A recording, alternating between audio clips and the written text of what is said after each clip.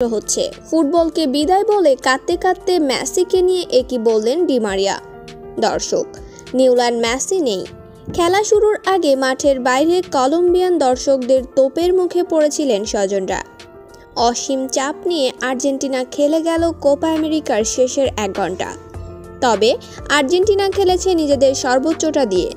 Copa আমেরিকার ফাইনালে Lautaro মার্টিনেজের 112 মিনিটের গোলে 1-0 গোলের জয়ে নিজেদের ইতিহাসের 16তম কোপা আমেরিকার শিরোপা নিশ্চিত করল আর্জেন্টিনা। শতবর্ষী এই টুর্নামেন্টের ইতিহাসে এখন সর্বোচ্চ শিরোপাধারী দল আলবিসেলেস্তেরা। এদিকে এই ম্যাচ দিয়েই ফুটবলকে বিদায় বলে দিলেন ডি মারিয়া। এদিকে ম্যাচ শেষে ডি মারিয়া বললেন, আমি বিদায় নিচ্ছি, তাতে আমার কোনো কষ্ট নেই, তবে ম্যাচের জন্য কষ্ট হচ্ছে। তার সাথে হয়তোবা আর কোনোদিন একসাথে মাঠে খেলতে পারবো না, যার জন্য অনেক কষ্ট হচ্ছে। যাই হোক, বাস্তবতা মেনে নিতেই হবে। আমার জন্য দোয়া করবেন সবাই।